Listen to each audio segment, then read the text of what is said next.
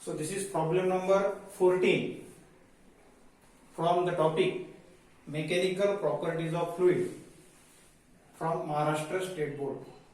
Problem number 14. With what terminal velocity will an air bubble 0.4 mm in diameter? Diameter is given to you 0.4 mm. That means radius becomes 0.2 mm. That means 0.2 into 10 raised to power minus 3 meter. We can also write 2 into 10 raised to power minus 4 meter. Rise in a liquid of viscosity. Viscosity is given to you. Viscosity is eta, denoted by eta. 0.1 Newton into second per meter square. This is standard unit, SI unit. Then specific gravity. Specific gravity is given to you. This specific gravity I will denote as rho s. It is 0.9 and the density of air means density of medium is given to you. So here density of medium is denoted by sigma. It is 1.29 kg per meter cube. So remember here specific gravity having no unit. That means it is a ratio of two density. Density of material divided by density of water.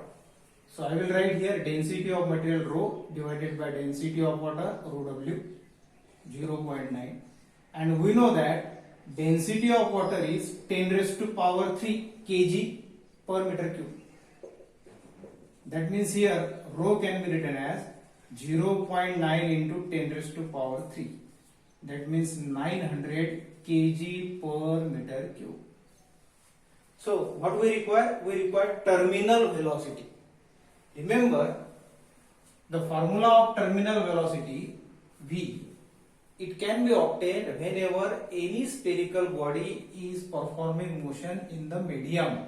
Here liquid is given to you, air bubble, bubble of liquid, and it is performing motion in air medium.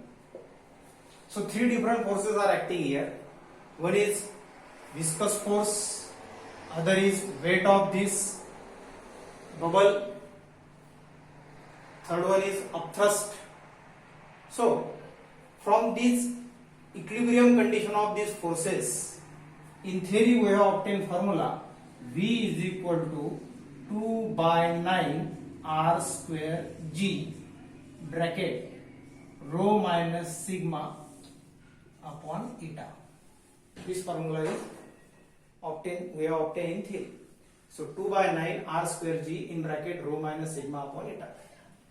All terms are given to you. 2 R radius that we have obtained here. Its square, it becomes 4 into 10 raised to power minus 8. Then G 9.8. Rho density of this bubble, liquid bubble. So it is 900 kg per meter cube. So 900 minus sigma. Sigma is density of air 1.29. 1.29 divided by 9 into eta. Eta is coefficient of viscosity. It is given to you 0.1.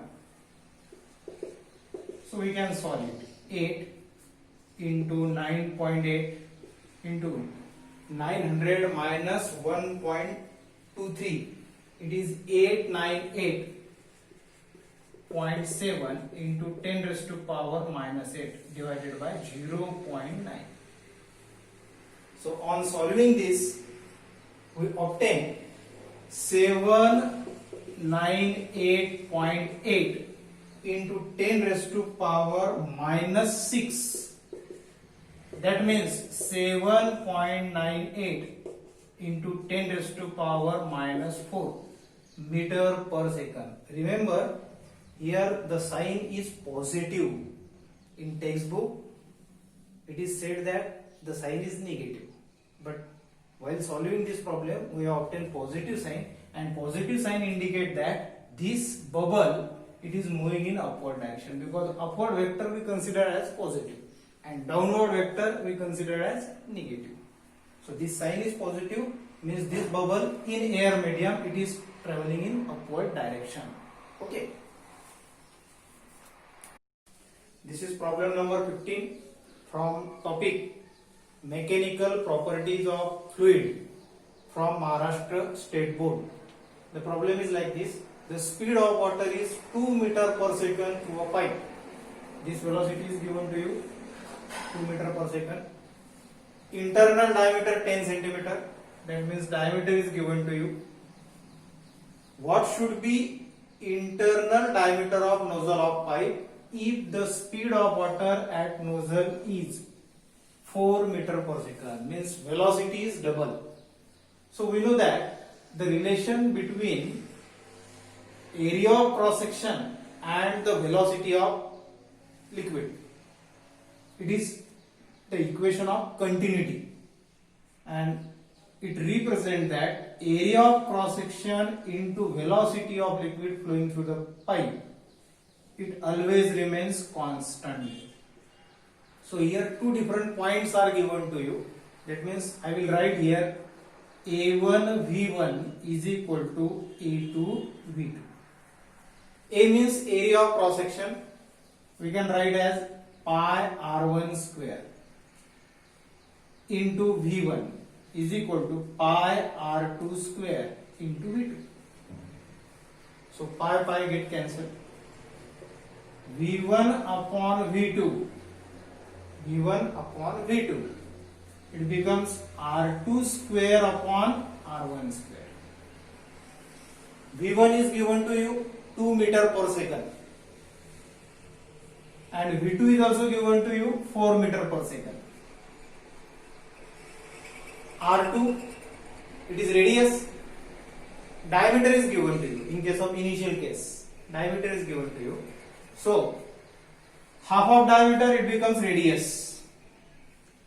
So, that means R1 is 5 centimeter. R1 is 5 centimeter. Since it is ratio, there is no problem of unit. We can convert it or we cannot. We can solve in centimeter also. So, R2 square upon R1 square. R2 square, it is unknown for us. R1 square, it becomes 25. 5 square 25. So, R2 square is equal to 25 into 2 by 4. That means 25 by 2. But we require diameter. Since we require diameter, find out its square root. R2, it is 5 by root 2. 5 by root 2. And double of radius, it becomes diameter. So find the diameter at second point, D2. 2 times R2. 2 times 5 by root 2. That means 5 root 2. 5 root 2. It will be 5 into 1.14. That is 7.07. It is in centimeter. In meter, it becomes 7.07 into 10 raised to power minus 2.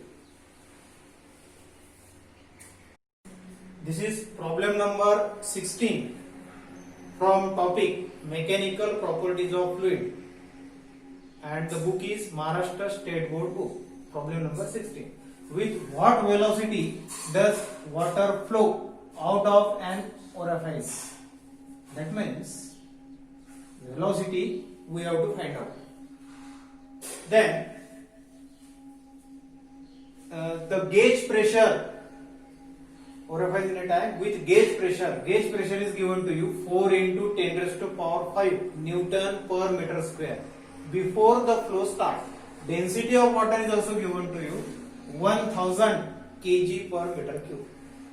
So V means here velocity of efflux is to be determined. Velocity of efflux is to be determined. Then the gauge pressure is given to you. So what is meant by gauge pressure? It is difference of total pressure and atmospheric pressure. That is called as gauge pressure. Difference of total pressure and atmospheric pressure. We can denote it as PA. Atmospheric pressure 1.013 into 10 raised to power 5. So this difference, it is given to you 4 into 10 raised to power 5 Newton per meter square. And the density of water is also given to you 10 raised to power 3 kg per meter cube. So we know that this gauge pressure, it gives us, it is given by formula H rho G. So H becomes gauge pressure divided by rho into G, and gauge pressure is 4 into 10 raised to power 5 divided by rho,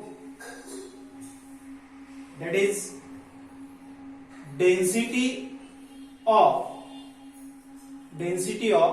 air column. It is given to you rho, and density of air column is 1 and G 9.8. So this value is known for us as a height.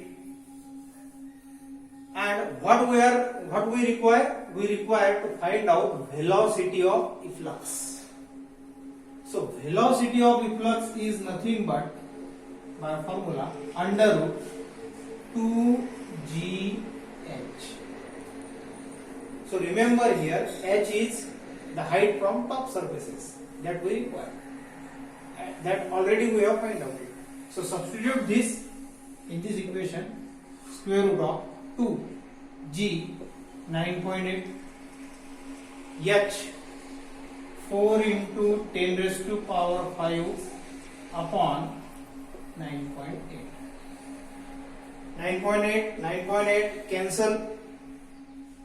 It becomes 8 into 10 raised to power 5 divided by, sorry, here rho is the density, and that we can write as 10 raised to power 3. So here 10 raised to power 3 divided. So 8 into 10 raised to power 5 divided by 10 raised to power 3. It becomes square root of 8 into 10 raised to power 2. That means it is near about square root of 800. At 800 we can write 20 root 2. So 20 root 2, it is equal to, root 2 means 1.414. So 20 into 1.414, and this product is equal to 28.28. So unit will be meter per second. This is problem number 17 from the topic mechanical properties of fluid from Maharashtra State Board book. So problem is like this: the pressure of water inside closed pipe is 3 into 10 raised to power 5 Newton per meter square. That means P1 initial pressure is given to you 3 into 10 raised to power 5 Newton per meter square. This pressure reduces to 2 into 10 raised to power 5 Newton per meter square on opening the wall of pipe. That means suppose this pipe is here and here there is wall. So by opening this wall, the pressure reduces 2. That means another pressure is given to you. I will say it as a P2. P2 is 2 into 10 raised to power 5 Newton per meter square. Calculate the speed of water flowing through the pipe. That means for this final pressure, on releasing or on reducing the pressure, what will be the velocity? That is the question mark. And since initially the pipe is closed, what should be our assumption? Its initial velocity is 0. For this pressure, velocity is 0 because at that time water is not in the situation of flowing due to pressure difference. After creating pressure difference, it flows. That is the assumption in this problem. So initial velocity is 0 for this pressure.